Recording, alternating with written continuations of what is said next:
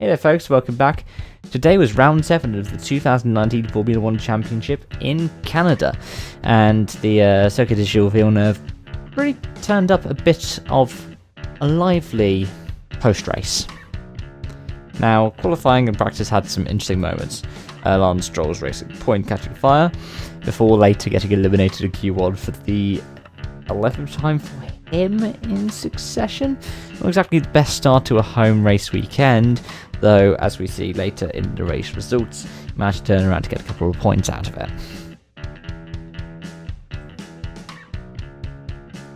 But you're not here for that, you're here to hear my take on the Seb Vettel incident. So, for those of you who don't know what I'm talking about, later in the race, Seb, who was leading from pole, went wide over the turn 3-4 complex and got a penalty for unsafe rejoining on the track. Something which Seb has protested to the degree that Ferrari is actually appealing to the FIA. Now, there are several things to talk about on this. So, firstly, you can talk about how much it's, well, pretty cool that Seb did show up at the end for the podium. And well deserved that he, even though he parked his car in Parc Ferme, got 2 penalty points to define for it. When he actually showed up towards the top 3 cars, he took the number 1 board away from Lewis and put it to the side with the 2 board in front of him.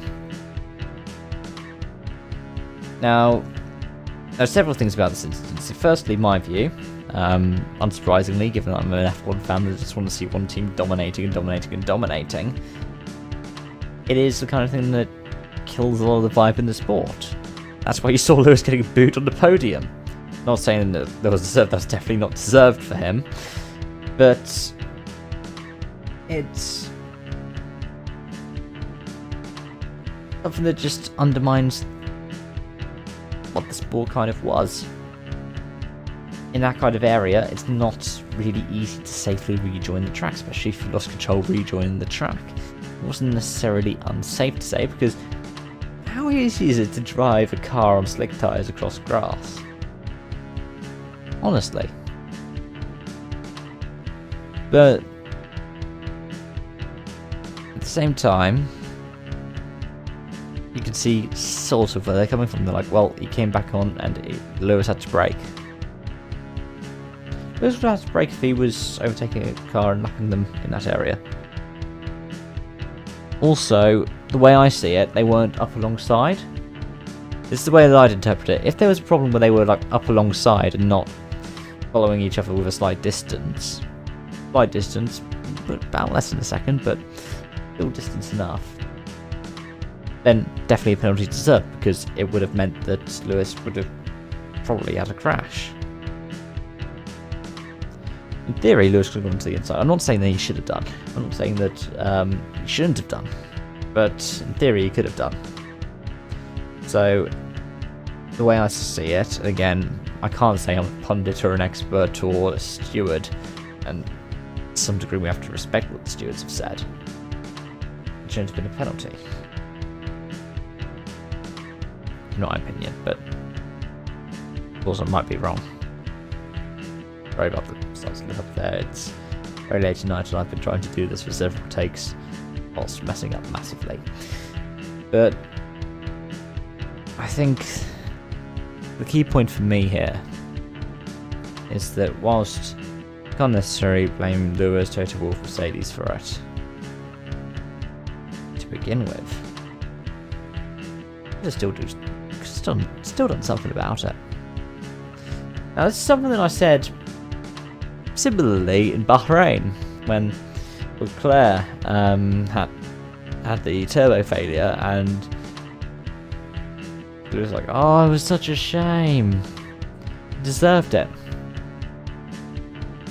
If you think the other driver deserved it, move to the side and let them win. It's as simple as that. Now, those of you who kind of use this channel, I used to be a Hamilton fan. Well, while he was at McLaren, really. Then he switched over to Mercedes towards the tail end of his time at McLaren, where he was having falling outs with his dad. I was like, I wasn't really as into him as I was in 07, 08, a bit of 09. But this is the point. This is the point for me.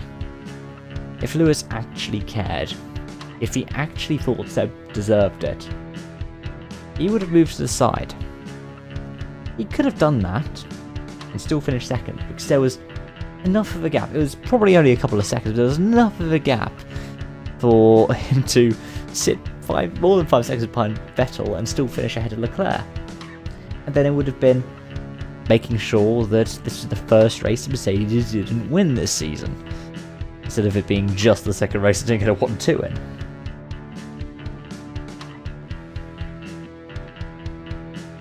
I don't think Hamilton should be given all the praise for it. I don't think he should have been booed, but I don't think he should be getting all the praise, because it's nice to say that you're humble. But he didn't show it. He didn't really show it.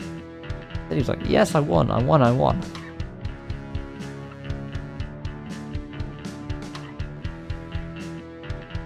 I hope that the FIA overturns the penalty. I do. Because it means that it's a bit more exciting, but I think damage has already been done. And hopefully guys in race control now, Hero and the like, but take a look and go, well, how can we learn from this to make sure that next time we don't have another problem like this? Anyway, that's my take on the situation. Let me know yours in the comments down below. Thank you so much for watching, and I hope to see you again soon. Bye bye for now.